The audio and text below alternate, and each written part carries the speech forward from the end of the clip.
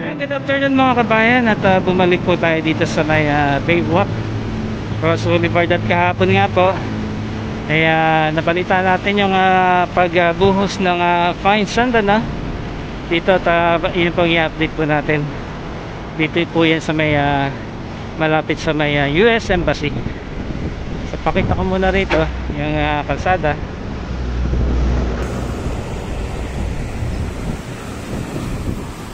Alright.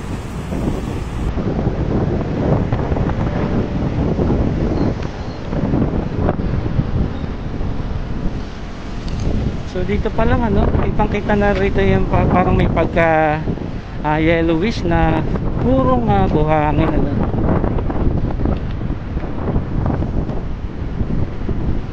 Ayan na po.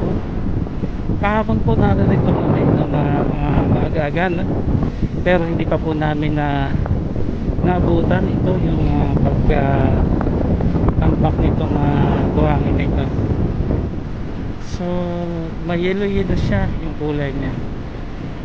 Sa doon ayan na po. Wow.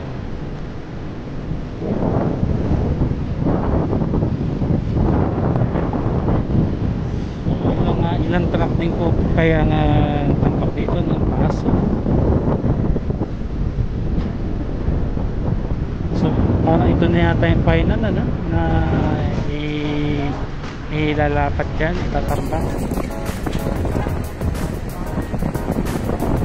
So almost pantay na siya o papantayin yung pinaka dating seawall dyan. So parang walk at the beach with fine sand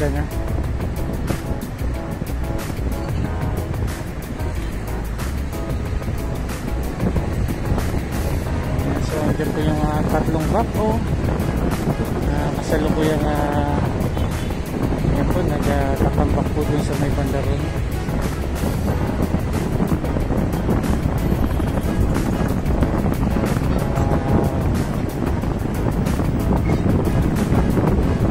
So kahapon po ito dumating itong parang dilaw-dilaw na buhangin na ito.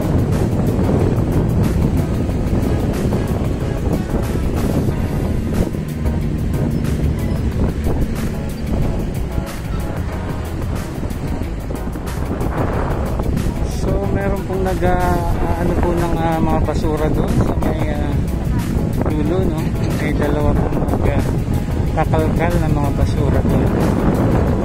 So doon na po yung hampas ng yung mga basura. So sa ngayon may nag-ano po sila ron, nangongolekta ng mga basura.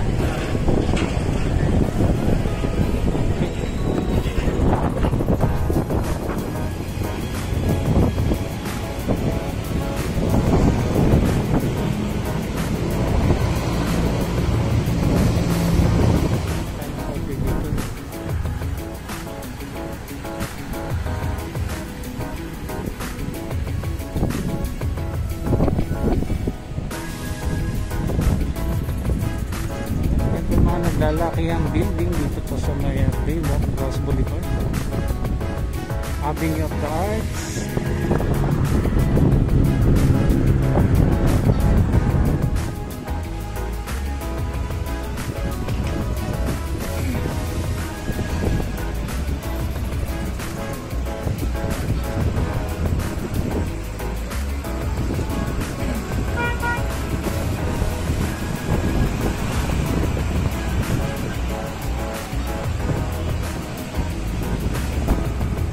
Yan na po mga kababayan yung mga naipon nila nangongolekta sila ng mga basura na napapadpad po doon sa may dulo ng tinambak nilang buhangin.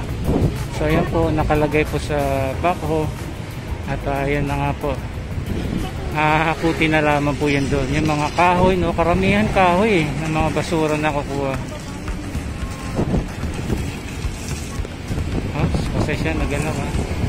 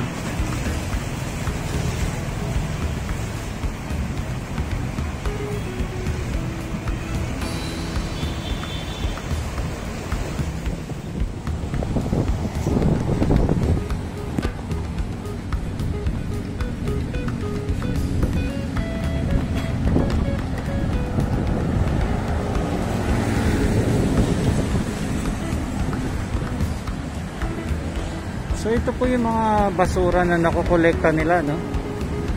Yan.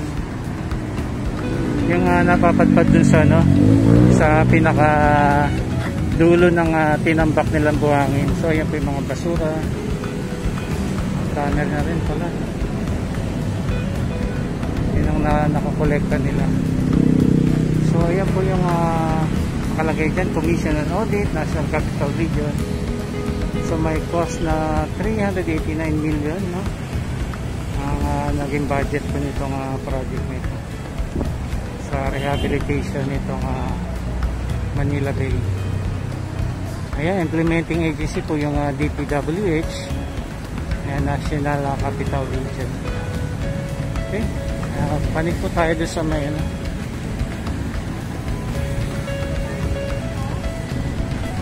So yung bagong buhangin na dumating ano, na tinambak dyan, so manilaw-nilaw siya, no? Kaysa compare dito sa buhangin na mag-gray. Kaya panik po tayo sa taas para mas makita po natin ang maganda at malawak.